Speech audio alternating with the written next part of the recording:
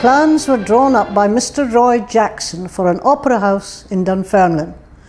Narrow cast iron pillars and upper seating areas supported on a cantilever system meant that a full house of 1,250 folk all had a perfect view of the stage.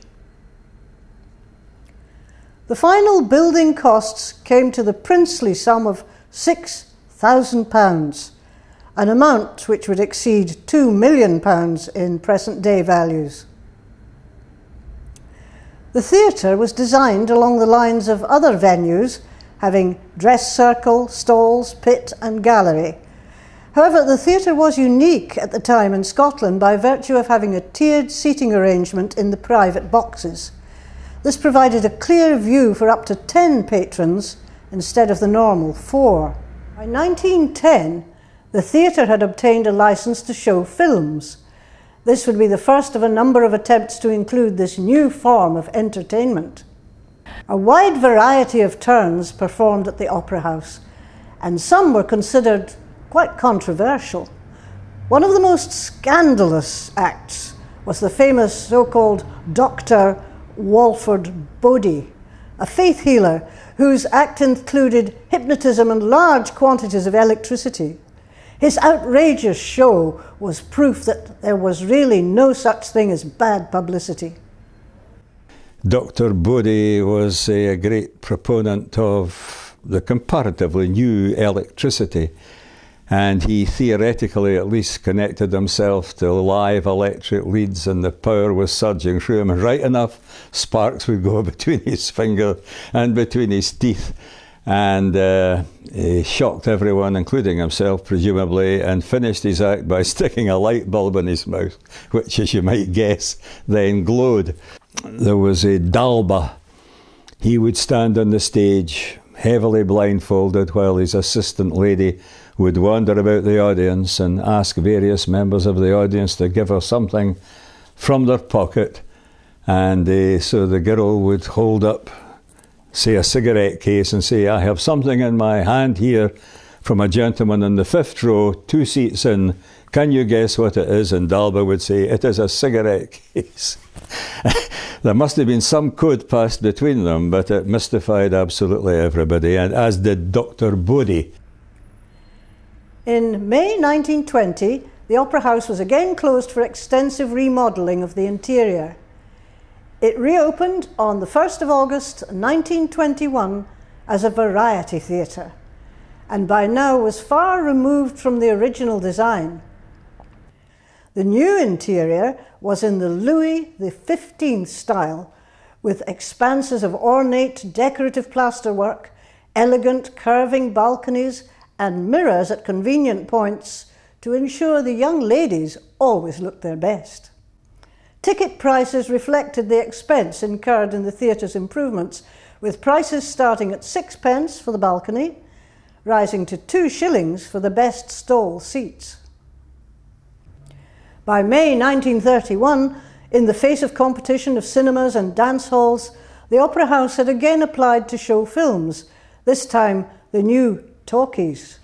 In spite of being one of the best equipped theatres in Scotland, films proved a financial disaster, and the theatre again closed in June 1931. And the Opera House would remain closed until February 1934, when it was reopened by new manager Horace Collins. Collins had spared no expense and secured the services of Harry Gordon as the headline act, directly from the Theatre Royal in Edinburgh.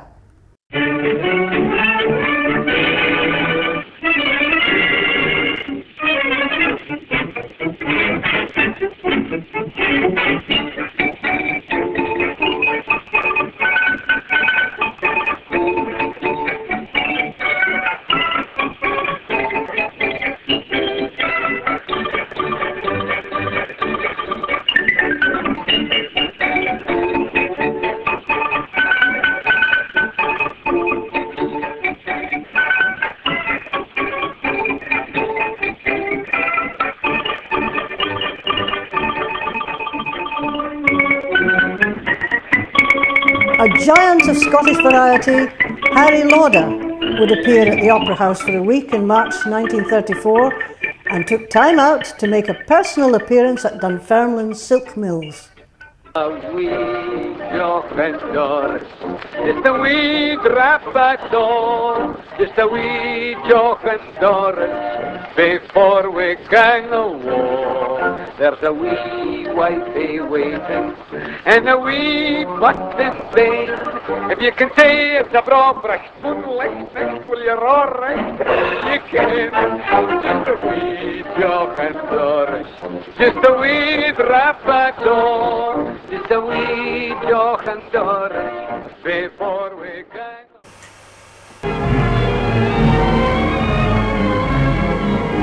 It's really high time that something was done to alter the way that the country is run. They're not doing things in the way that they should. Just take, for instance, the price of the food.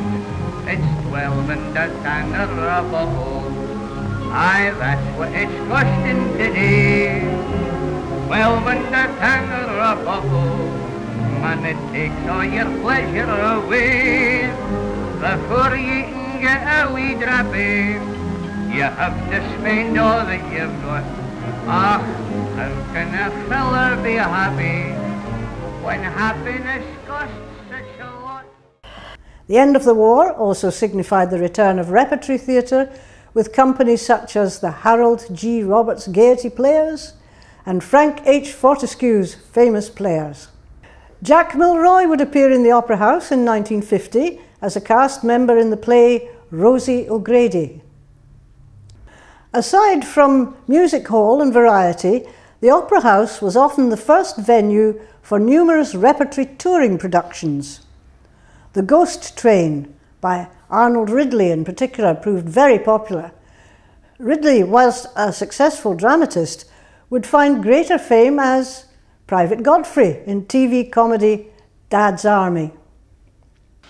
Over recent years, the Opera House had been struggling in the face of competition from cinema and television. And on the 26th of March 1955, the venue put on a show starring Margaret Ann Brown, Wally Lindsay, and bottom of the bill, Larry Marshall. What wasn't realised at the time was that this would be the last ever show. On the 2nd of April 1955, the Opera House, this time, closed for good. An empty shadow of its former self.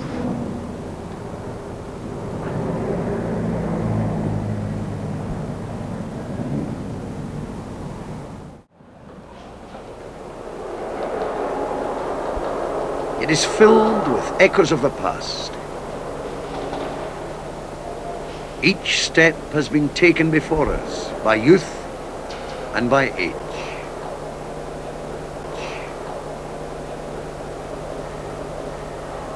It was threepence for the stalls and tuppence in the gods, with 300 standing room only at a penny a time.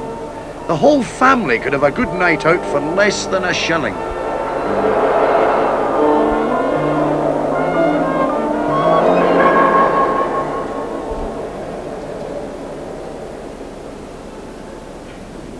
I'm feared for Mrs. Mackay. I am feared for Mrs. Mackay. Don't you say murder is all the night. Start up the fire and turn down the light.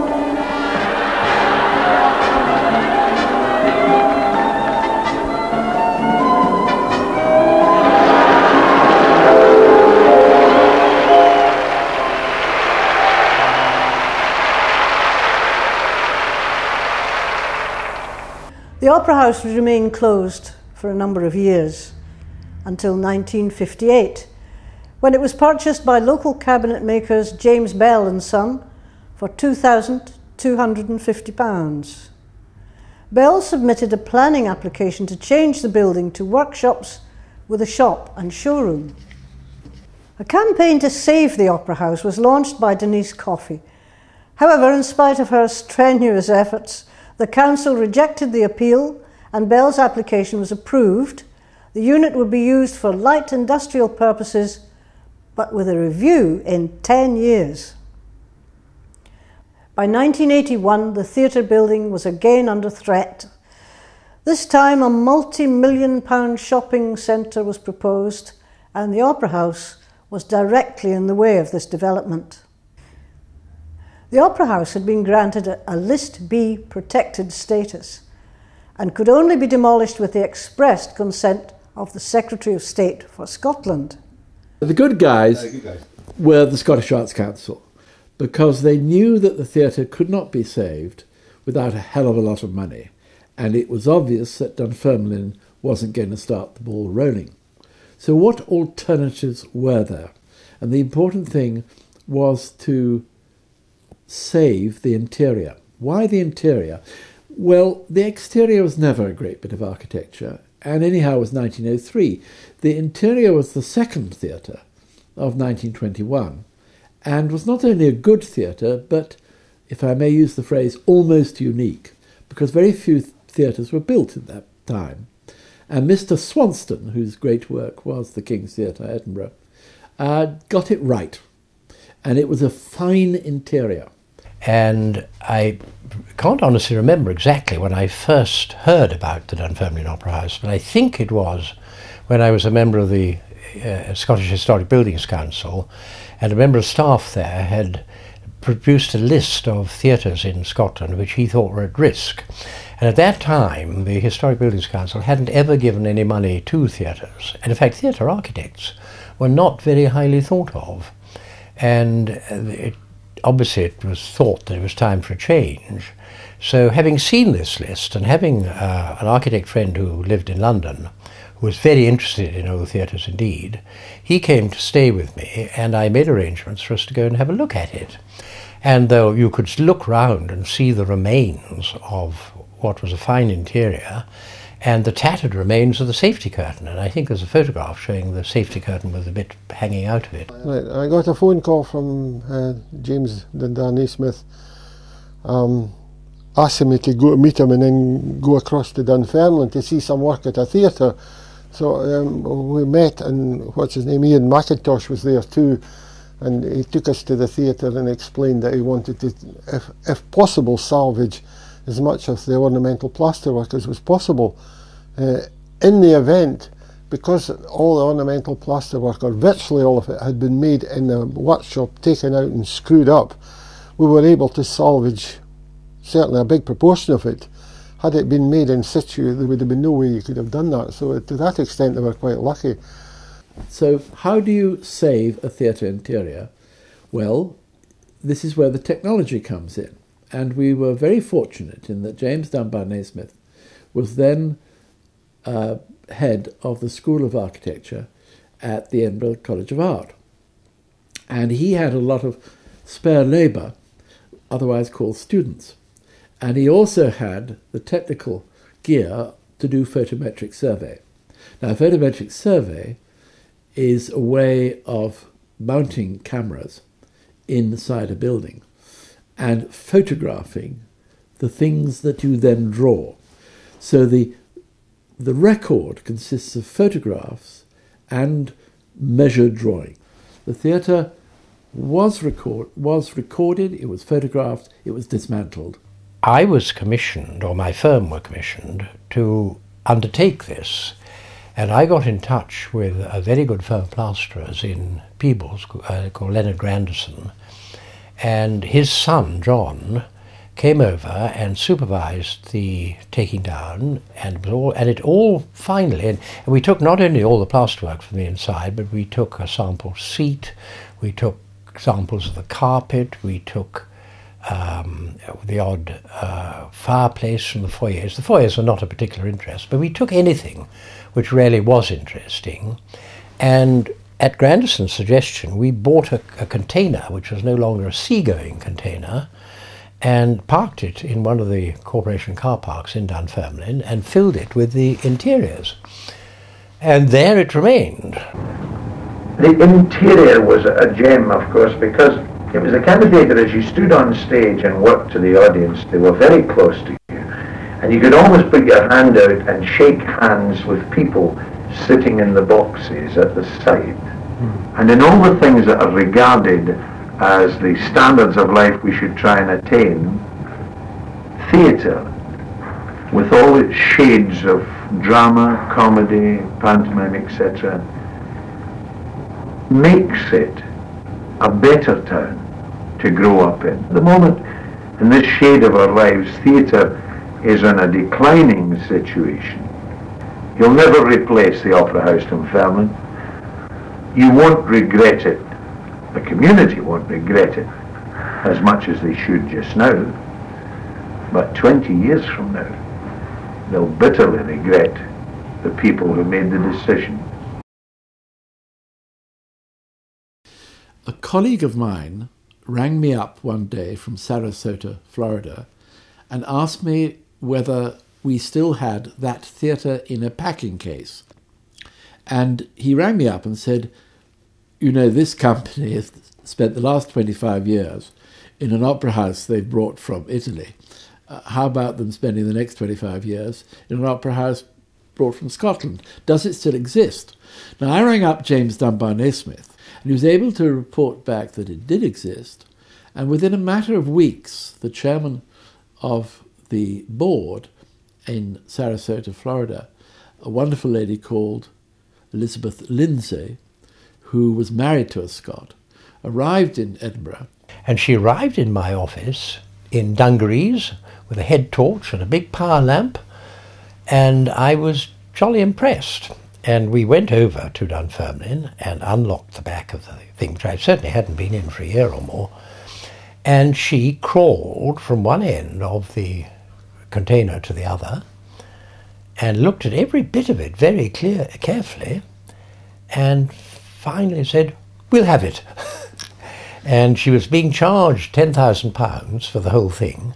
I first heard about the Dunfermline Opera House at a architect's design meeting in Sarasota at Stuart Bargardine Architects. David Staples from Theatre Projects was sitting in on the meeting, and the meeting had gone on for several days.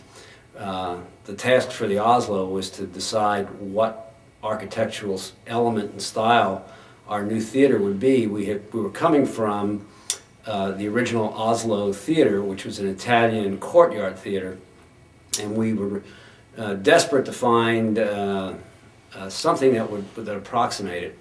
And David Staples suggested a Scottish opera house.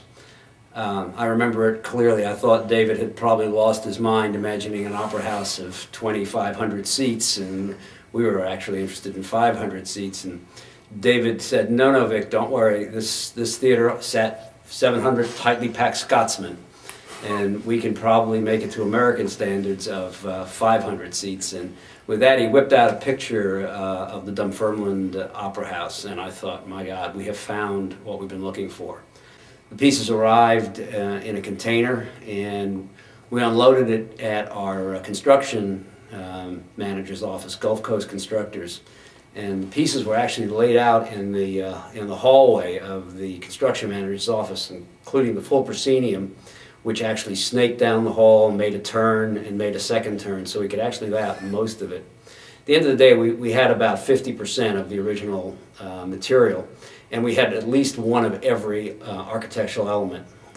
That was sent out, reproductions were made, and when the shell was ready for installation, two gentlemen came down from Chicago and installed it in about 90 days. Using the original elements that had been cleaned and the new elements that had been made from the originals.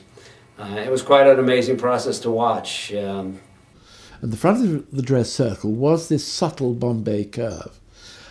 I remember one day James and I looked at it at 9 o'clock in the morning, and it wasn't right, and we came back after coffee break and he'd done the curve again. And then came back at 1 o'clock, and it was still rather flat. And this plasterworker chomped a cigar. And chomping a cigar is you send it round the mouth, and you don't light it, you just chomp it. And when I said to him, I think we need a bit more generous curves, he said, "What do you want?" And I had a stroke of inspiration. I said, give me a bit more Dolly Parton. Well, why didn't you say so? Go and have lunch and come back. And we came back from lunch and we had this wonderful Dolly Parton curve to the front of the dress circle. And at the completion of it, the scaffolding was taken down, and we had a fully recreated Dunfermline Opera House.